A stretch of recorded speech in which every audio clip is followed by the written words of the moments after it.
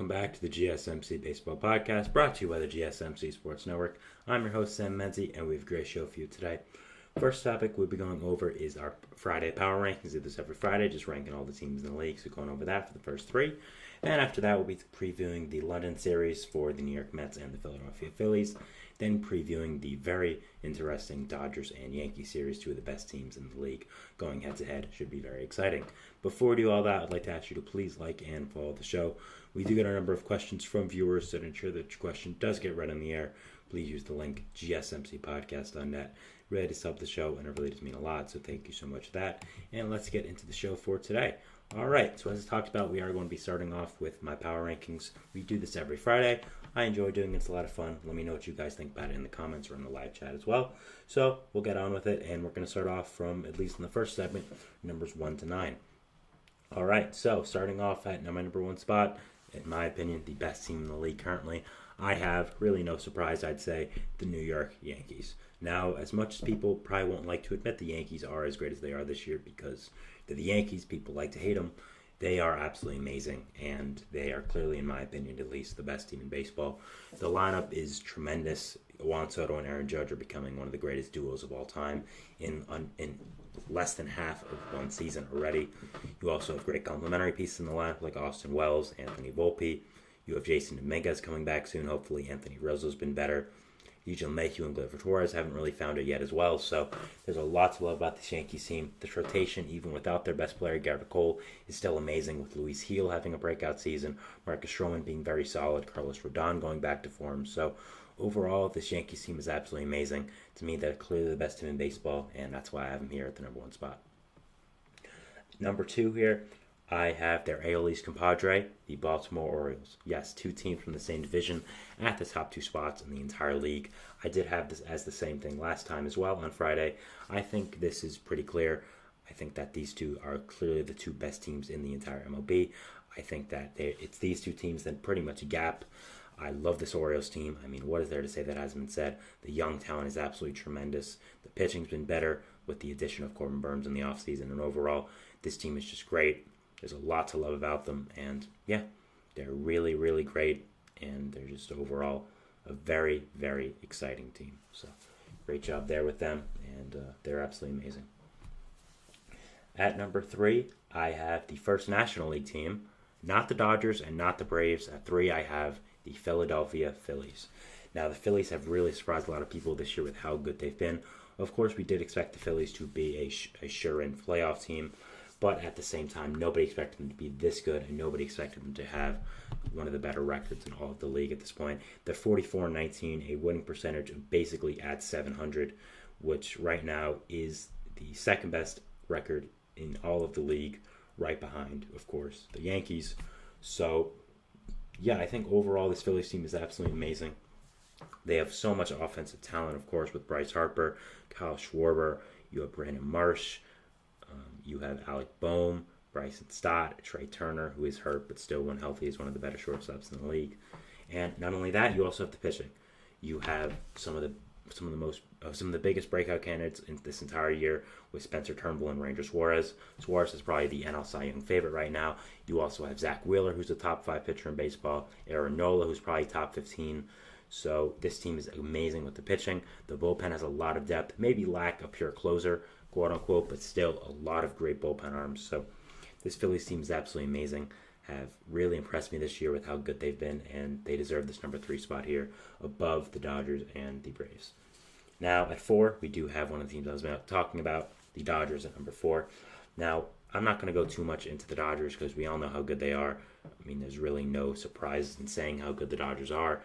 But mainly what I want to go into is why they're not above the Phillies.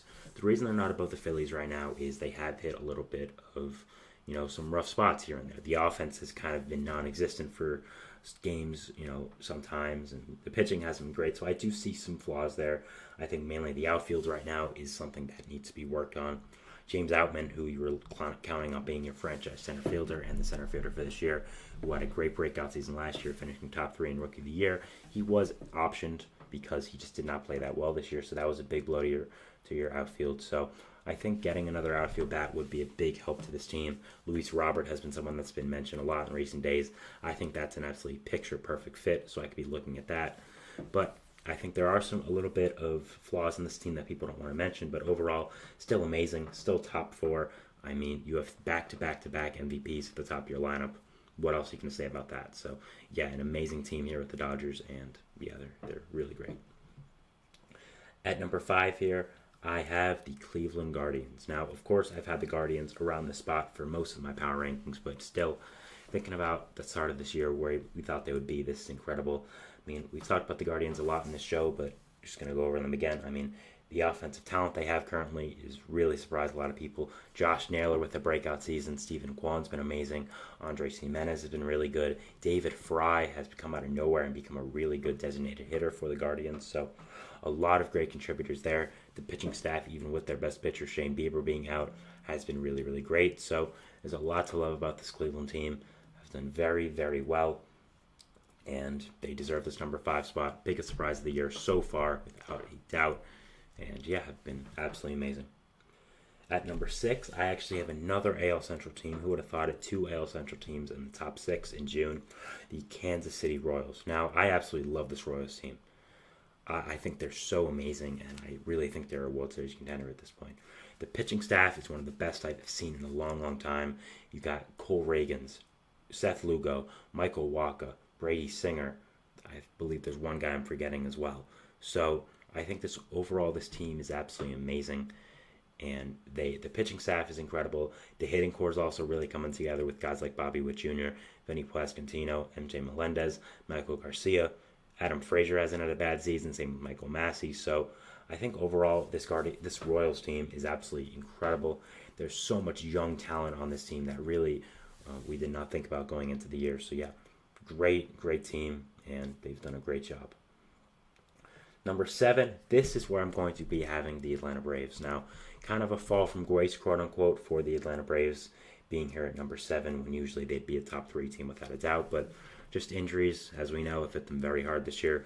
Of course, you had superstar outfielder Ronald Acuna Jr. tear his ACL and be out for the rest of the year this year.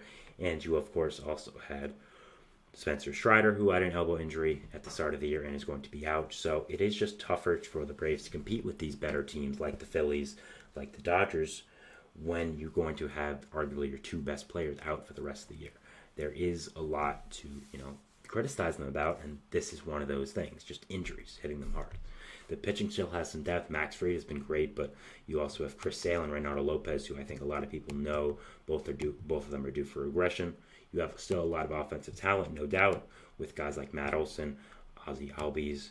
You have Austin Riley, but the outfield now is in a little bit of a pickle where you're going to be having Jared Kelenic and Adam Duvall starting every single day without Acuna. Michael Harris hasn't hit that great, so there are a lot of question marks about this Braves team, a lot more than we'd be used to in past years. So that is why I do have him at number 7 here. Still have him as the 3rd best team in the National League, so really nothing to cough at, but at the same time, still a lot of question marks about this team, and that's why I have him at 7, and what I would say a lot of people expect below than what we usually have. But I think this is a pretty easy spot to have him here.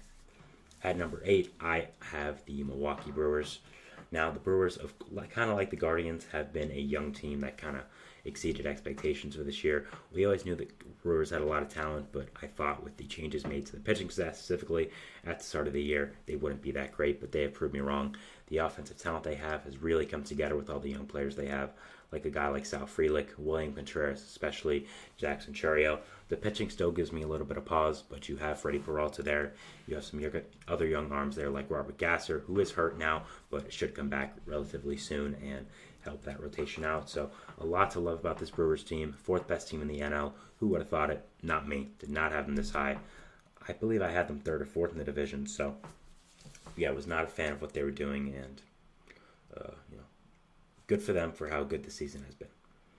Number 9 here, the last one of this top of the 1 to 9, I have the AL West leading Seattle Mariners. Now, the Mariners, I did not expect to be leading in the AL West. I expected them to finish 3rd, but they've done very well this year. The Rangers and Astros have gone up to very rough starts, have definitely underperformed expectations, and the Mariners have taken advantage of that. The pitching staff, always their biggest strong suit, has been amazing this year. Brian Wu, Emerson Hancock, Logan Gilbert, Luis Castillo, just some of the many talent pitchers they have on this roster. That's a huge plus for them. The offense really hasn't even gotten going as well, with guys like Julio Rodriguez not really getting off to the best start. But even with that, they're still leading the AL West, still 4 games above 500, still doing very, very well this year. So props to them. Good for them for how good they've done. Actually, they are 7 games above 500. So I got that wrong. So have done much better as of recently. So yeah, they've done very, very well. I think clearly deserve this number 9 spot. Are right now the best team in the AL West, of course. And yeah, have done very, very great. And props to them with how good they've been. And yeah, good job. So that was our first segment here, talking about the number 1 to 9 segment of the power rankings, the top 9 teams of baseball, in my opinion. Moving into our second segment, which is going to be talking about the power rankings still, number 10 to 20. So yeah, we'll be going over that, and we'll see you after the break. So thanks, and bye. I feel like I'm losing my mind. Is everybody in the world blind? Please, Lord, give me a sign, a sign. I feel like I'm losing my mind. Is everybody in the world blind? Please, Lord, give me a sign, a sign. I wanna be the greatest. Everybody on their fake shit. I look around and feel like everybody is the fakest. I make this every day and I'm impatient, hoping one day I blow up from the basement. Statement, the top is so vacant. I don't hear shit that I think is amazing. Waiting for my day when I'm playing sold out shows for 1,000 faces. Hey, give me that crown, get in my way and to be put down. It ain't your place, all this my town. If I want that shit, then I'll get it right now. I'm losing it, the noose it fits. I'm losing shit, a stupid myth. You choose to live or choose to dip. You choose to fight or lose your grip and lose a gift. I feel like I'm losing my mind. Is everybody in the world blind? Please, Lord, give me a sign, a sign. I feel like I'm losing my mind. Is everybody in the world blind?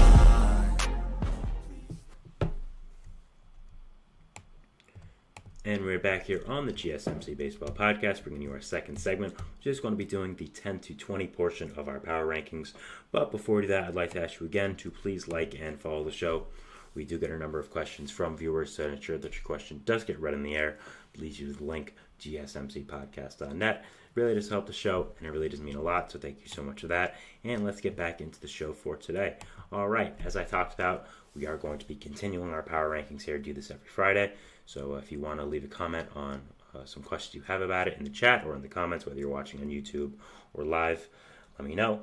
But yeah, we're going to go from number 10 to 20 here. Starting off at number 10, we have our third AL Central team of this list, the Minnesota Twins. Now, the Twins got off to a really rough start this year, really not doing as great as I expected them to. I expected them to be one of the more elite AL teams. I kind of thought, of course, it was the Yankees and Orioles, but after that, the second tier was the Astros and the Twins. But Twins did not get off to a great start, mainly because of injuries, I'd say. But I've gotten a lot of people back, mainly Byron Buxton and Carlos Correa, and I've done very, very well as of recently.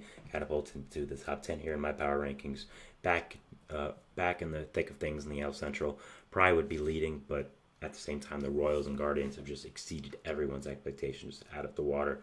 So, yeah, they've done a great job here building this back up. But the Twins have so much talent, especially in the pitching staff. You lose Sonny Gray and really don't miss a beat in it. Still have Pablo Lopez in there and have some of your great young talent in there, like a Simeon Woods Richardson, like a Bailey Ober. So there's a lot to love about this Twins team. I think they're really good. And yeah, number 10 here in my power rankings. At number 11, I have the Chicago Cubs, another Central team. The Cubs are under 500, but only one game, and I love the amount of talent they have on this team. Shota Imanaga, of course, having an amazing season, has gotten roughed up a little bit recently, but at the same time is still having an amazing season and is still a Cy Young favorite right now, and is, of course, the Rookie of the Year favorite. So, yeah, a lot to love about this Cubs team. Of course, the offense, you have Seiya Suzuki, Cody Bellinger, some other great talented players there as well. So, yeah, I think that overall, this Cubs team has done very, very well this year. Have impressed me. I didn't really expect them to be as good as they are currently. I expect them to be decent, but not as good as they currently are. So yeah, props to them. They've done very, very well, and they deserve this spot here at number 11.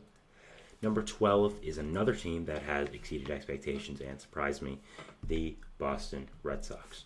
Now, the Red Sox were a team I, like a lot of people, just thought would kind of be mediocre going into this year. We heard that they were all in for the offseason, then neglected to sign a single notable free agent, and the only real big move they had was trading for Tyler O'Neill, who has been very good, but still very underwhelming offseason, I'd say. But has not mattered. The pitching staff has been really fantastic.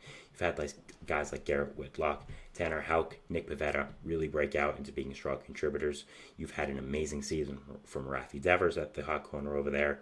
You had Tristan Casas was doing very well before he got hurt.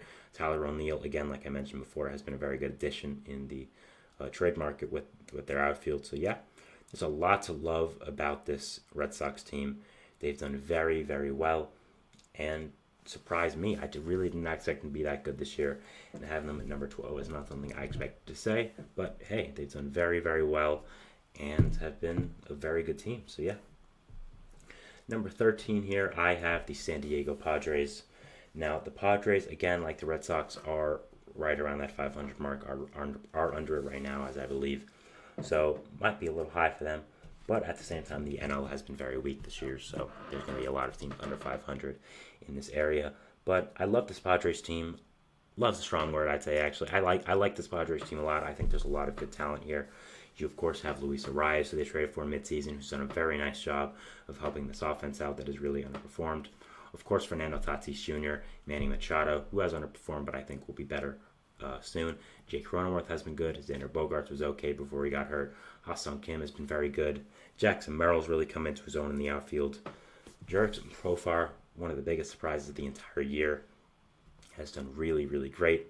Pitching staff, there's some concern. You have Joe Musgrove and Yu Darvish both currently on the IL, but Dylan Cease has done well, and Matt Waldron is a good piece. So we'll have to see. Hey, maybe they'll trade for Garrett Crochet. That was one of my segment ones a few days ago. So that's a possibility to really help this pitching staff out. So there's still a lot to like about this Padres team. Still a lot of good pieces. I love the Arias trade. Looking back at it, I feel like he's a really great fit in this lineup. His versatility helps a lot as well. So yeah, this Padres team is so far very good, and I'm sure they'll add to the deadline like AJ Preller always does. So number 13 here in my power rankings. Number 14, I have the defending National League champion, Arizona Diamondbacks. Now, the Diamondbacks were a team I was extremely high on going into the year. I called them the third best team in the National League, and they've very much disappointed me. Now, there's been a lot of injury risk. Not a lot of injury risk, a lot of injuries this year to them, which I will say, and we'll put that out there. You've had a lot of pieces to your rotation get hurt. Merrill Kelly, Eduardo Rodriguez. You also had Jordan Montgomery be on and off, and when he has been playing, he hasn't been that great. So, there has been some setbacks with the rotation, which is definitely a part of this. But the offense as well has struggled. Corbin Carroll, after an insane rookie year last year, has really been bad. I think that shoulder surgery from the offseason is really hindering him. So still some pieces here that you like about this Diamondbacks team, like Ketel Marte, who's having a great season. I do have them up at number 14. Didn't really have them as high before. So they have done better as of recently. But yeah, not as great as you'd expect it to go this year, coming off of a National League pennant win. So yeah, definitely some underperformance here, but still a lot to like about this team. Still a lot of great players and a lot of great pieces. So have them here at number 14.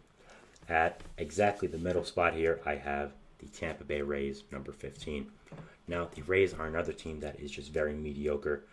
I expect them to kind of be that this year with all the pitching injuries they've had, with the shortstop situation they have with Wander Franco probably never playing in the MLB again. So, overall, there is a lot of question marks about this Rays team because of the injuries sustained going from last year into this year now because of how big they were. So, never really expected much from this team. I think they could sell at the deadline as well, so make them even worse. So, not really too much to say about them, but still a lot of talent. And Randy Arozarena hasn't even gotten it going, so I think once he does, this team will be better. So I do have him at number 15 here, but still, if you want to have him lower, I'm not really going to debate it. I just think the pure talent on this team is a lot to argue about, and there still is a lot to like here. So number 15 here for the Tampa Bay Rays. At number 16 here, I have the Detroit Tigers. Now the fourth AL Central team here in the top 20. So, just a hint. White Sox will not be in the top 20. I can tell you that right now, so don't get your hopes up, AL Central fans. But, yeah, the Tigers here at number 16. I did expect more from them this year. They haven't been as great as I expected, but there's still a lot of pieces to like. Riley Green has been excellent. Mark Canha has been a great addition from the trade market, who you might get more back at the trade deadline. So that's a positive there. You also, of course, have some underperformance with Parker Meadows and Spencer Torkelson, two players I expect to be very good this year, and both have been sent down. Colt Keith has not been great as well, coming off of that extension. So there is, of course, some players that I expect to be much better for this Tigers team that have not been great, but the pitching staff's done well. Kenta Maeda has been better as of recently. Jack Flaherty's been a really great signing for them. You also have Tarek Skubal, who's been a Cy Young favorite right now, as I expected, and like most people expected. So, yeah, Tigers have done. Tigers they've been on and off this year. Some things to like, some things not to. So, yeah, have them here at number 16. Number 17, I have the defending world champion, Texas Rangers. Simply put, the Rangers have had a lot of injuries this year. Jacob deGrom, Tyler Mahle, Max Scherzer, Wyatt Langford, Evan Carter, just to name some of the notable guys who have been on and off the injured list all year. So, yeah, not really their fault with how this has gone this year. Maybe should have gotten more pitching. Maybe should have tried to re-sign Jordan Montgomery more. But it's what it is. And, yeah, number 17 here for the Rangers feels right. They'll be better once everyone gets healthy. But as of right now, with all the injuries where they are, just not going to have them as high as you maybe expect. Number 18, I have the Toronto Blue Jays. Now, the Blue Jays have been a big disappointment this year. Really a team I expect to be much better and have not done well. Just there's been a lot of underperformance with the hitting core, especially. Kevin Gausman hasn't been that great. So, bullpen's been kind of iffy. So, yeah, just a very mediocre Blue Jays team. I think this is a team that desperately needs a change of direction, whether that's a retool, a full-out rebuild, going all in on some player like they tried to this offseason with Juan Soto and Shohei Ohtani, who, of course, they were unsuccessful in getting. It'll be very, very interesting to end up seeing what does happen with this Blue Jays team as the season does go on. But, yeah, have been very disappointing this year and just not a team that has definitely lived up to my expectations, being here at number 18. Number 19, I have the St. Louis Cardinals. Cardinals have done better as of recently. I did have them as the fourth best team in the NL Central, but I've moved them up to top. I've moved them up to the third best. The offense has been better as of recently, which is the big thing. Paul Goldschmidt and Nolan Arenado have done better, which really, when they go, this whole team goes, so that makes them better. The rotation has been surprisingly good with Sonny Gray doing, of course, great. Lance Lynn and Kyle Gibson not being horrible. So still a lot of stuff not to like with the rotation after those three guys. And after Sonny Gray as well, I don't really feel confident in them, even what their numbers say. The offense, a lot of underperformance. The bullpen has been amazing, so that is something to like about this Cardinals team. That 7, 8, 9 guys, Ryan Fernandez, Andrew Kitteridge, Jojo Romero, Ryan Helsley, all have been amazing out of the bullpen. There's that to like, but overall still not great things with this Blue Jays team, and maybe haven't lived up to the entire expectations. So have them here at number 19. Number 20, I have the Cincinnati Reds. This Reds team I expect to be much better this year. I thought this would be the year they finally break out with other young talent, but unfortunately, with injuries and suspensions for PEDs, they just lost a lot of players before the season even started, with Matt McLain, Noelvi Marte. Frankie Montas also got hurt in season. Nick Lodolo has been off the injured list, so just not their year for the Reds. I think they'll be much better next year when all the injury stuff is figured out. And that's really all I got to say about them. So just an unfortunate year for them. All right, so that was our second segment here, talking about our number 10 to 20 segments here for the power rankings. We're moving on to our third segment, which is going to be talking about the last leg of the power rankings, 21 to 30. So stick around for that, and we'll see you after the break. So thanks, and bye. Looking for your daily fix of sports talk without having to pay for it? GSMC Sports Network is available on YouTube. Just search GSMC Sports Network. Get your fix of daily sports talk shows on YouTube, absolutely free. NFL, college football, NBA, MLB, MMA, UFC, fantasy football, and so much more.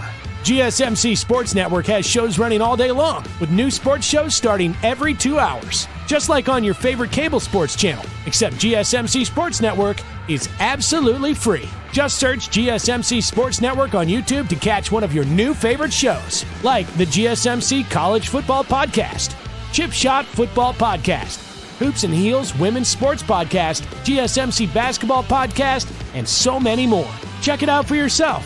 GSMC Sports Network, now available on YouTube absolutely free. Search GSMC Sports Network on YouTube right now.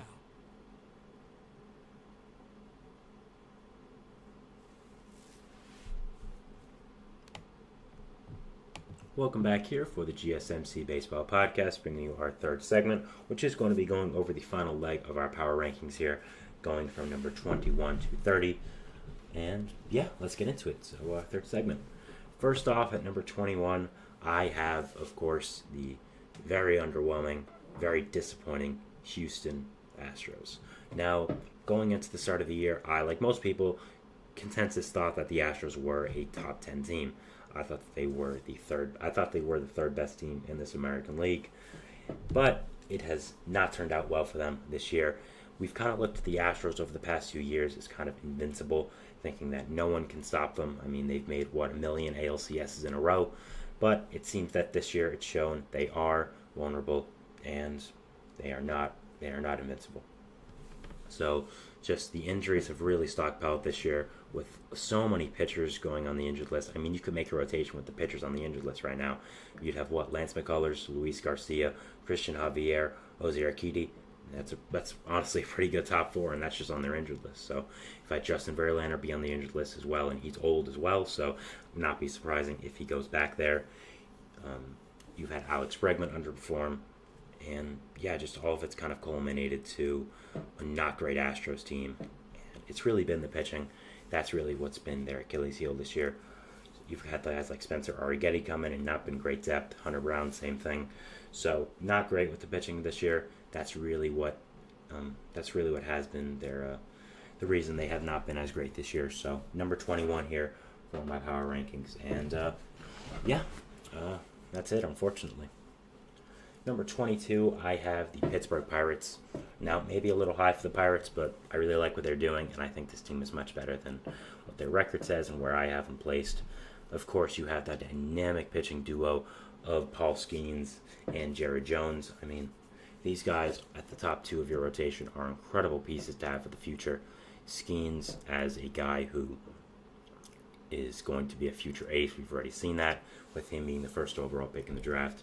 Jared Jones, a prospect who has really exceeded all expectations for him once he made the rotation at the start of this year. I expect him to be pretty good, but man, he has been fantastic this year. So, yeah, absolutely great for him. You also have, some good offensive pieces. You have, of course, guys like Nick Gonzalez, who's been pretty good. Connor Joe's been very solid as well. Brian Hayes doesn't offer much at the bat, but is on and off, and also provides amazing defense. There's that. So, yeah, a lot to like about this Pirates team. I haven't really said that in the past, but, yeah, very nice things here to like about this team. Have a lot going for them in the future, and as it gets later into the season, I would not be surprised to see them getting higher up here on this list. Number 23, I have the San Francisco Giants. Maybe they're a little low, but I don't really care. I don't like this team, and I don't think they're that good. The offense just sucks, man. Like, it's really, really bad. I don't know what other way to put it. The offense is really, really bad. There's not many pieces here that, that excite you. Not many players here that make you want to come to the ballpark or watch this team. Just a lot of underperformance, especially with Jorge Soler, who I really thought would make this lineup a lot better. The pitching is good, but Blake Snell has been struggling and been on and off the injured list all year. Alex Cobb, Robbie Ray, still injured. So, yeah, not great with this Giants team. I kind of thought they would just need to be decent to hold it over until the first half, but they've definitely been underwhelming, and not a fan of where this offense is heading for the rest of the year. So, definitely some iffy situations here, and that's really it. So, that's all there is to talk about the Giants. Number 24, I have the New York Mets. The Mets have done better as of recently, winning 3 out of 5 and sweeping the Diamondbacks. Going to London now, which will be our 5th segment in this show. Stick around for that. And, are playing the Phillies. That should be a fun series to watch. But, yeah, just very up and down with this team. one day their offense looks amazing, the next it looks horrible. One day their pitching looks like you have 5 Cy Youngers, then the next day it looks like they shouldn't even be pitching in AAA. So just a very up and down team. I think they just need to find some consistency. Once you get Alvarez back, once you get Senga back, it should look like a better team. Once Christian Scott comes back up from the minor leagues and they're done resting him, trying to limit his innings, this should be a much better team. Very excited to watch them when fully healthy. I think Senga, you see the jersey back there, yeah, the SoftBank Hawks jersey, that is his. So, see, once that guy comes back over there, I'll be very excited to watch this team and see what does end up happening with them. I think they'd be much better than what is going on right now, but we'll have to see, and it's the Mets, so you never really know about what can happen with this team. So, number 25 here, I have the Washington Nationals. The Nationals I did have above the Mets last time, but the Mets just swept them in their own ballpark, so I did have the Mets above them now, of course. Nationals have a lot going for them, but just not this year. Dylan Cruz, James Wood, Robert Hassel, really good young prospects coming up through that system. But at the same time, they're not up yet. There still are some good young pieces on this team right now, like C.J. Abrams, like Mackenzie Gore, like Josiah Gray, who was hurt, unfortunately. But there's a lot to like about this Nationals team, but haven't really put it all together. And without the younger prospects, there's not a lot of overall depth in this team. So, yeah, I'll look for them to get better throughout the season as younger players come up and develop more. And next year as well, I do think they'll actually be a pretty decent team. So, more looking out for over there. So, that's really it for them. But 25 here is a good spot. They're not a good team, and I think anything would show you that. 26 here, I have the Los Angeles Angels. The Angels are really bad. They lost their best player. Not much else to say here. Once Trout went down, we knew that they would be really, really bad. Nobody's even really stepped up with this team. Just some perplexing decisions with the manager side and who they have in the lineup. So this team is bad. This organization has no direction, doesn't know what it's doing. I thought there would at least be something to like with this team. I thought there were some good younger players like Nolan Shanuel, Nelson Rada, Mickey Moniak, Joe Adell, Zach Neto, but no one really stood out yet. So not great with this team, and 26 here. So we're moving into 27 and 30 here, and I want to give a preface that these 4 teams are the worst of the worst. I think these are really kind of separating themselves in terms of bad from everyone else in this list, so keep that in mind. 27, I have the Oakland A's. The A's, to their credit, haven't been as bad as we expected them to be. I mean, we all expect them to be the clear-cut number 30 choice here, but Mason Miller has done very well this year, of course. Have gotten some decent pitching performances from the rotation. Brent Rooker's been a beast with the bat, so there are a lot of things to like about this team, but overall, after those little things, it just becomes a bad team. Not saying what I want to say, bad team. So, yeah, definitely not great, and definitely a team that isn't the greatest with the roster. So, yeah, have him here at number 27. Number 28, I have the Marlins. Again, the A's, they're bad. They've already started selling off pieces, trading a rise to the Padres. So, yeah, not much to like about the team. They're going to be trading even more. At least some of the good players that actually make you want to come to the ballpark, like Jazz Chisholm, Jesus Luzardo, Tanner Scott. So, yeah, this team is bad, and they're going to get worse. 29, the Rockies. Ryan McMahon's here. He's cool. That's kind of it. Yeah, not much else to like about this team. They're really bad. To the Rockies, we know this, so have them here at number 29. And finally, at number 30, the worst team in baseball, by everyone's account, by my account as well, the Chicago White Sox. Man, is this team bad. I mean, wow, this team is bad. This team is bad. Yeah, the White Sox are really bad. I don't know what else to say here. They're really bad. Tommy Pham's been good, and that's kind of all there is. Greg Crochet's good, and he'll probably get traded at the deadline. Luis Robert is also probably getting traded at the deadline at this point, which would be crazy. Really spice things up, so I'm hoping for that. Just don't get traded to the Phillies, please. But, yeah. This team is bad, and they're clearly the worst team in baseball, in my opinion. So, yeah. That is our fourth segment here, talking about our power rankings going into the final leg of it.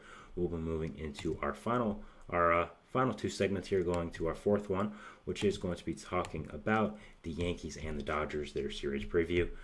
It's a very important series, and we'll talk about it more after the break. So thanks, and bye.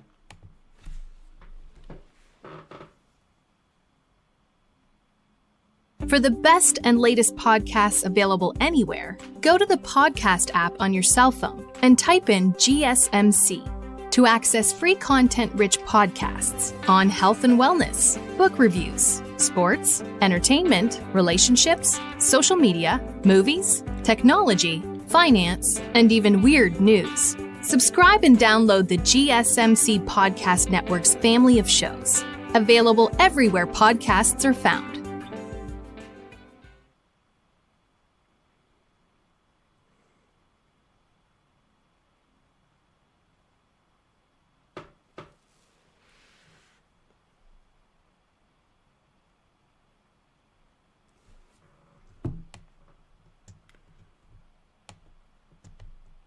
And we're back here on the GSMC Baseball Podcast, bringing you our fourth segment, which is going to be previewing the Yankees and Dodgers series here. So, yeah, let's get into it. So, whenever the Yankees and Dodgers play, it is a very big spectacle. I mean, two of the most well-known teams in all professional sports, and just for this year at least, two of the best teams in the league. So, always very exciting time when they play. They're going to the Bronx this time, so in my neck of the woods here in New York. So that should be fun to see. I don't imagine I'll go to a game because they're very expensive. I looked at tickets, but yeah, very, very expensive. So unfortunately, we'll not be going to that. But just great baseball. I'm very excited to see it. And yeah, these two teams are great. I mean, they match up very well, of course. We have the star power with the Dodgers having Mookie Betts, Freddie Freeman, Shohei Ohtani. Yankees, Juan Soto, Aaron Judge. You have Garrett Cole, who's hurt. And, you also have other great players like Alex Verdugo. You have Anthony Rizzo hasn't been the greatest. Gleyber Torres, Anthony Volpe is becoming a star in his own right. So a lot of star power here. And I like how these two teams match up. I think that both have really good pitching rotations. I think that both these teams have, of course, elite lineups with, again, star power. So always going to be very exciting when these two teams play, and very excited to watch it. Now, going over the pitching matchups for this one. First off, we have Yoshinobu Yamamoto versus Cody Poteet of the Yankees. Now, Poteet is a fill-in for the Yankees right now with an injury to the team for Clark Schmidt. And obviously, the Dodgers have the one-up here with Yamamoto. I'd obviously say he's much better than Cody Poteet. The thing I'm very interested to see, though, is Yamamoto in the Bronx. Of course, as you know, Yamamoto's second choice for this offseason was to play for the Dodgers. Of course, was to play for the Yankees, and of course went to the Dodgers instead. So Yankees fans were very dead set on getting Yamamoto, just like the Mets were, both New York teams. So it'll be very, very fun to watch Yamamoto go to New York for the first time and end up playing the Yankees. I'm very curious to see how the fan reaction is. Very curious to see how many Dodgers fans show up. And will Yamamoto get booed? Probably. I think Yankees fans are still a little bit sore about that subject, but it's worked out well for them this year. Their rotation's been great, so it's fine. But it would be very interesting to see what the fan reaction is to Yamamoto and how he handles that as well. So that'll be fun. But obviously the Dodgers have the one-up here for the first game. Then we have Gavin Stone versus Nestor Cortez. Pretty even for that game, I'd say. I think both pitchers are pretty good and kind of even, so wouldn't really give the one-up to anyone there. Then we have Glasnow and Heel. Also pretty even. Wouldn't really expect to say that Tyler Glasnow and Luis Heel on the same level, but Heel's done very, very well this year. Of course, one of the top Rookie of the Year favorites. Been a big breakout candidate for the Yankees this year. Not a breakout candidate. He has broken out. Been a big breakout player for the Yankees this year, simply put. So, yeah, overall has been a great player, and that's also an even series. But the Dodgers, they might have the slight edge to the rotation just because of the first game. So, be very interesting to see what does end up happening here. And should be very, very good pitching. Should be very, very good pitching matchups. I'm very excited to see it, and yeah, very excited to end up seeing what happens with this series and these teams playing each other. Now, there is a thing we have to talk about, which I've not talked about all show, but I did want to, of course, mention it. Juan Soto, he left yesterday's game with an injury. A lot of Yankees fans were worried once they learned it was arm discomfort.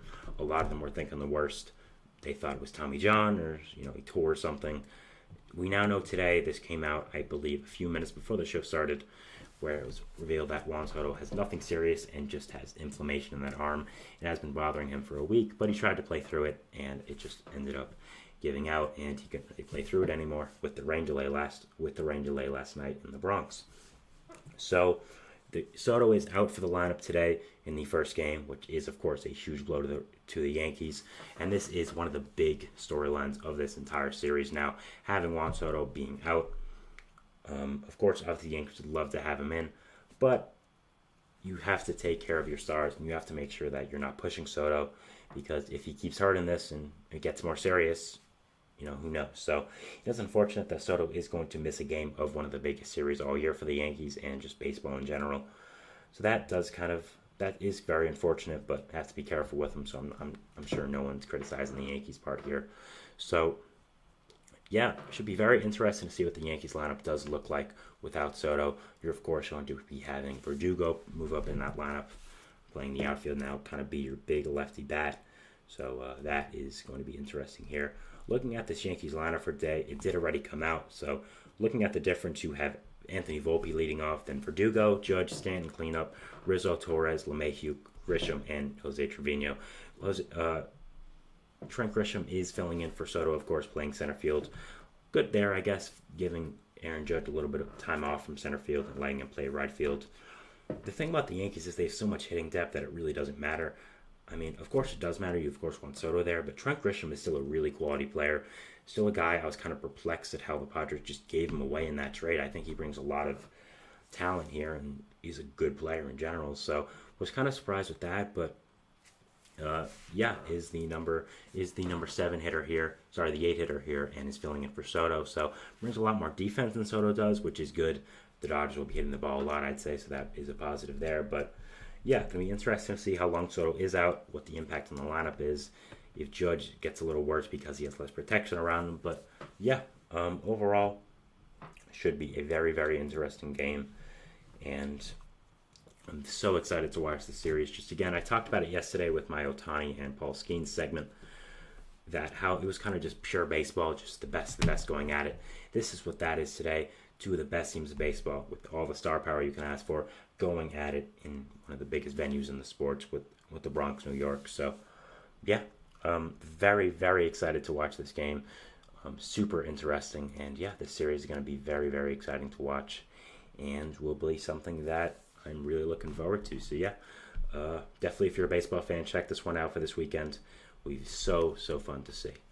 So yeah, that is our fourth segment here, going over the Yankees and the Dodgers. A little bit of a preview with the series. Moving into our fifth and final segment, which is going to be going over the London series for the Mets and the Phillies, which does end up starting on Saturday, so not today. So yeah, we'll be talking about that, and we'll see you after the break. So thanks, and bye.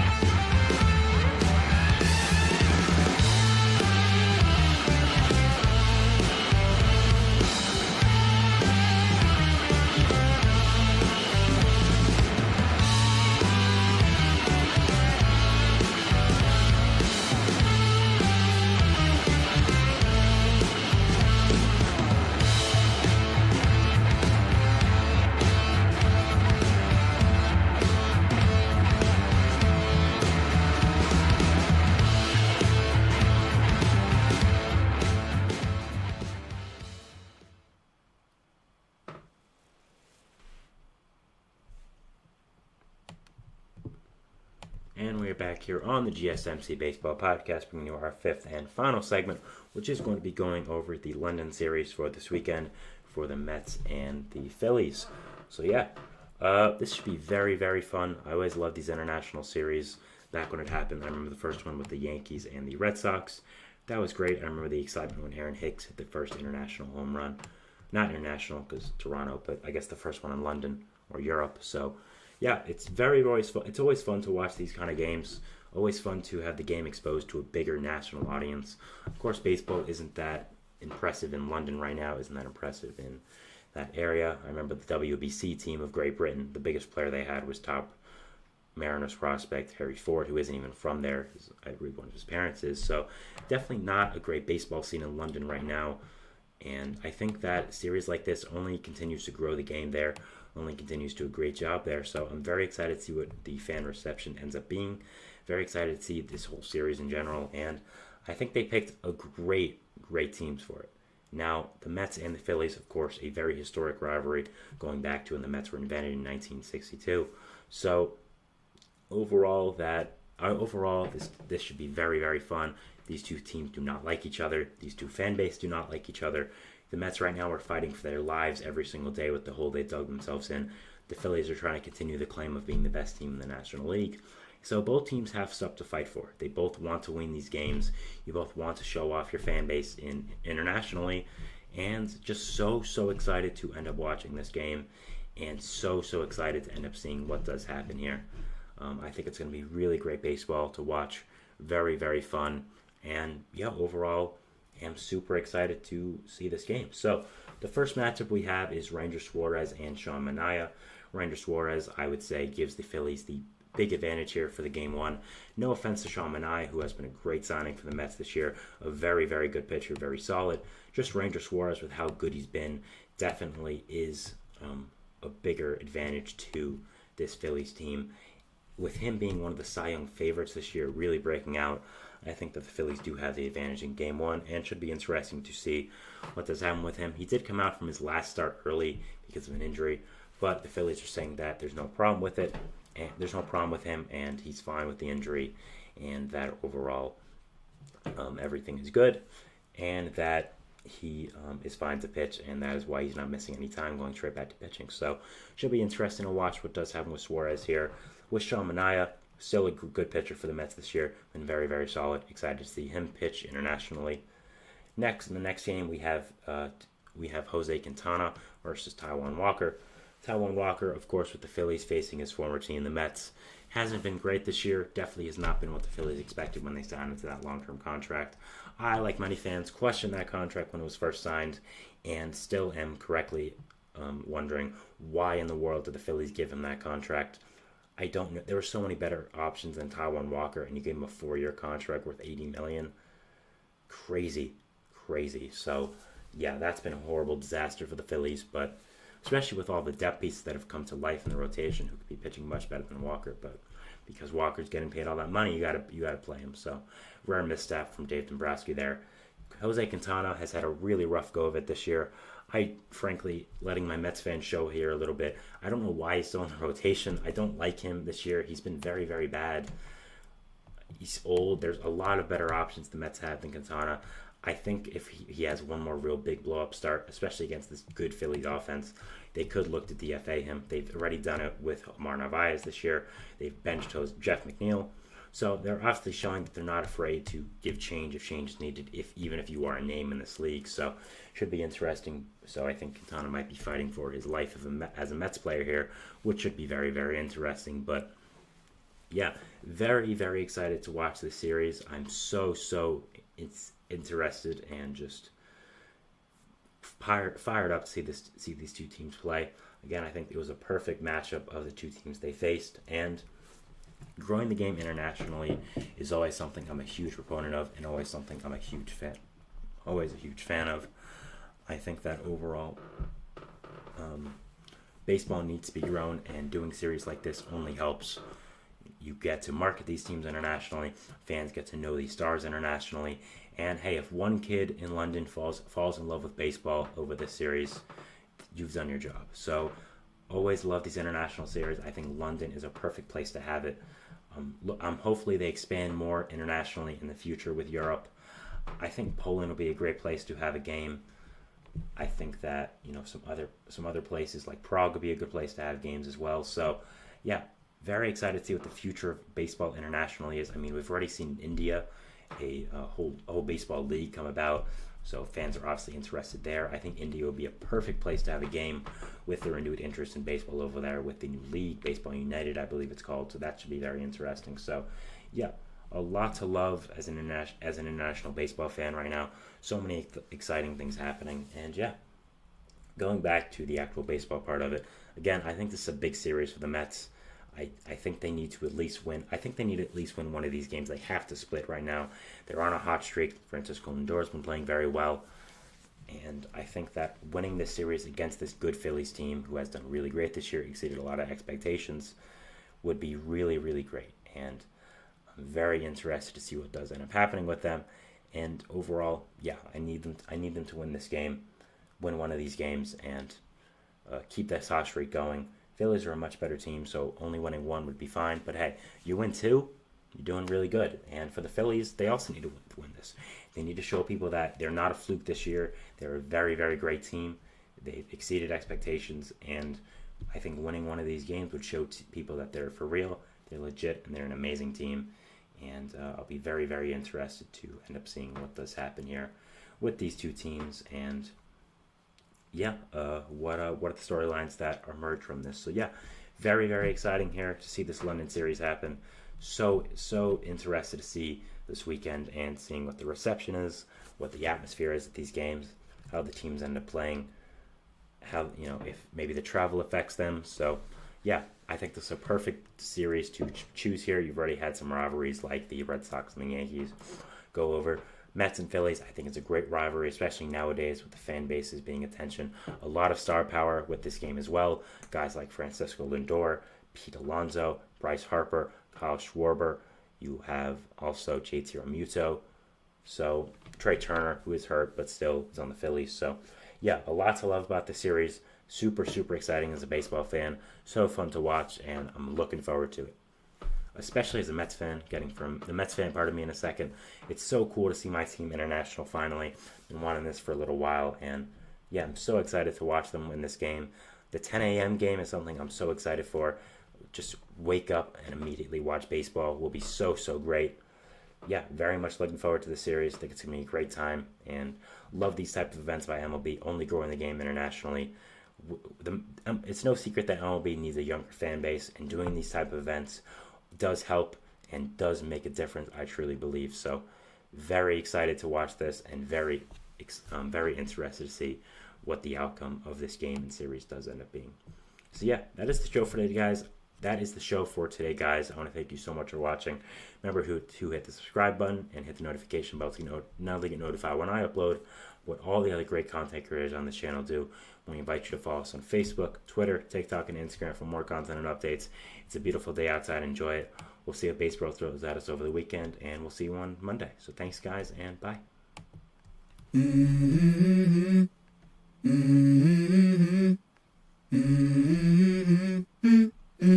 Let's go. I wake up to a little bit of drool on my pillow, feel like it's gonna be a bad day. Yeah, I'm tired of shit, and the coffee ain't hit yet, damn, ain't that great.